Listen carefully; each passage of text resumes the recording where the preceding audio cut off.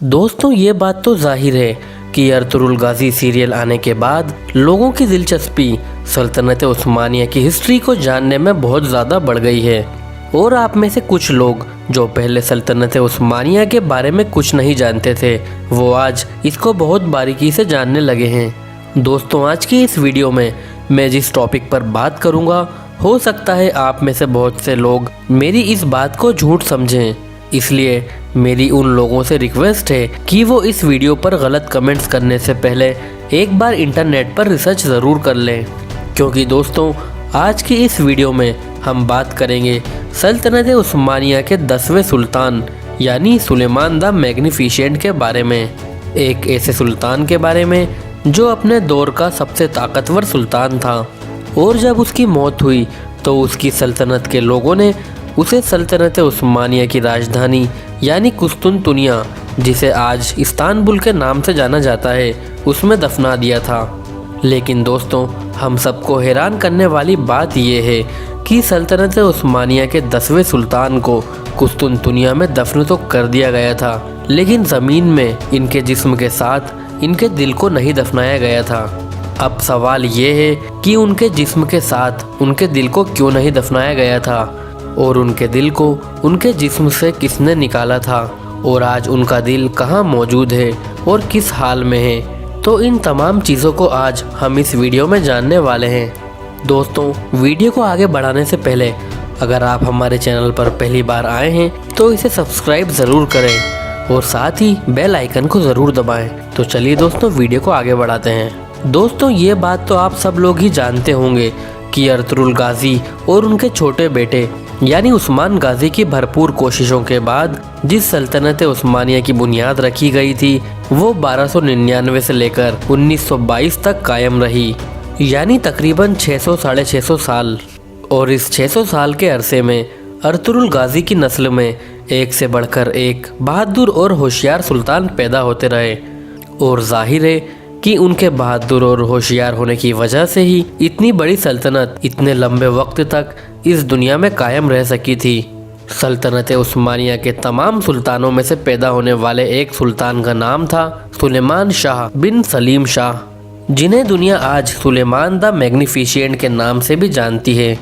दोस्तों Suleman the magnificent, जिनकी पैदाइश 1494 में हुई थी, इन्होंने सल्तनत उस्मानिया की गद्दी को उस वक्त संभाला था जिस वक्त ये सल्तनत पूरी दुनिया के लिए सुपर पावर बन चुकी थी। यानी जिस वक्त सुलेमान द मैग्निफिसेंट सुल्तान बने थे, उस वक्त दुनिया का कोई भी इंसान सल्तनत उस्मानिया से टकराने की ज़रूरत नहीं करता था, और उस वक्त तक पूरा यूरोप सल्तनत उस्मानिया के कब्ज़े में था। लेकिन दोस्तों सल्तनत उस्मानिया के इतना मजबूत होने के बाद भी यूरोप में एक ऐसी सल्तनत बाकी रह गई कि जिसको सल्तनत उस्मानिया अभी भी फतह नहीं कर पाई थी, और वो हमेशा से ही सल्तनत उस्मानिया को टक्कर देती आ रही थी, और वो सल्तनत थी हंगरी की सल्तनत। सल्तनत उस्मानिया के 10वें सुल्तान सुलेमान द मैग्निफिसेंट ने वो इरादा कर लिया था जो उसके बाप दादा नहीं कर सके थे, यानी हंगरी को फतह करने का। सल्तनत उस्मानिया के सुल्तान पूरी फौज को लेकर और पूरी तैयारियों से हंगरी को फतह करने निकल पड़े, और हंगरी में घुसकर वहाँ के किले और शहर फतह करना शुरू कर दिए। सभी बड़े बड़े किलों को फतह करने के बाद सुल्तान का टारगेट अब हंगरी का वो किला था जिसे फतह कर पाना नामुमकिन माना जाता था। जहाँ एक तरफ उस किले को फतह कर पाना नामुमकिन समझा जाता था, वहीं दूसरी तरफ सुलेमान द मैग्निफिसेंट काफ़ी बूढ़े हो चुके थे और उनकी तबीयत भी ख़राब रहती थी। सुल्तान के वज़ीरों ने उन्हें काफ़ी समझाया कि आपकी तबीयत काफ़ी ख़राब है, हमारा वापस लौटना ही बेहतर रहेगा। लेकिन सुलेमान ने अपनी तबीयत ख़राब होने के बावजूद उस किले को फतह करने की ज़िद नहीं छोड़ी। दोस्तों बहुत ख़तरनाक जंग हुई, और इस जंग में सल्तनत उस्मानिया की फ़ौज को बहुत नुकसान उठाना पड़ा। इस जंग में सबसे बड़ा नुकसान था सुलेमान द मैग्निफिसेंट की मौत। जो सुल्तान के वज़ीर थे, उन्होंने सुल्तान की मौत की खबर को छुपा कर रखा और किसी को भी पता नहीं लगने दिया, क्योंकि उन्हें इस बात का डर था कि अगर फ़ौज को सुल्तान की मौत के बारे में पता चल गया तो फ़ौज और ज़्यादा कमज़ोर हो जाएगी, क्योंकि पहले से ही फ़ौज जंग में बहुत नुकसान उठा चुकी थी। सुल्तान की मौत के अगले दिन उस्मानियों ने जब वो किला फतह कर लिया, तब सुल्तान सुलेमान द मैग्निफिसेंट की मौत की खबर सबको सुनाई गई। सुल्तान के जिस्म को पूरे एहतराम के साथ सल्तनत उस्मानिया की राजधानी कुस्तुनतुनिया, जिसे आज हम इस्तांबुल के नाम से जानते हैं, वहाँ लाया गया और वहाँ सुलेमानी मस्जिद में दफनाया गया।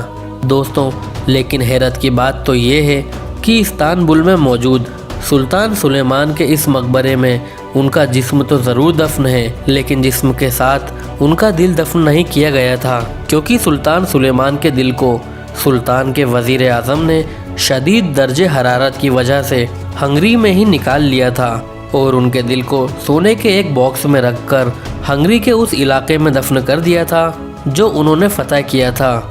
और सुल्तान सुलेमान का दिल निकालने वाला ये वही वज़ीर आज़म था जिसने सुल्तान की मौत की खबर अपनी फ़ौज से छुपाई थी, ताकि सुल्तान की मौत की खबर सुन के फ़ौज में फूट ना पड़ जाए।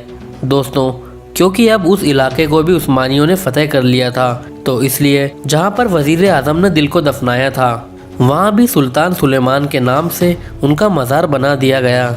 लेकिन फिर बहुत लंबे वक्त के बाद सल्तनत उस्मानिया धीरे धीरे कमज़ोर होना शुरू हो गई और हंगरी ने अपनी आज़ादी का ऐलान कर दिया और हंगरी सल्तनत उस्मानिया से अलग हो गया। तो वहाँ के लोगों ने सुल्तान सुलेमान के मकबरे को चर्च में बदल दिया। लेकिन दोस्तों, वक्त कभी भी बदल सकता है और ऐसा ही हुआ। वो चर्च भी ज़्यादा वक्त तक नहीं टिक सका। अब हालात ऐसे हैं कि तुर्की और हंगरी गवर्नमेंट दोनों मिलकर उस दिल को रिसर्च करवा रही है। इंटरनेट पर आपको इस दिल से रिलेटेड बहुत से आर्टिकल मिल जाएंगे। अगर आप चाहें तो इस बारे में इंटरनेट पर सब कुछ पढ़ सकते हैं। दोस्तों, मुझे उम्मीद है कि ये वीडियो आपको काफ़ी पसंद आई होगी, इसलिए इस वीडियो को लाइक करें और अपने दोस्तों में ज़रूर शेयर करें।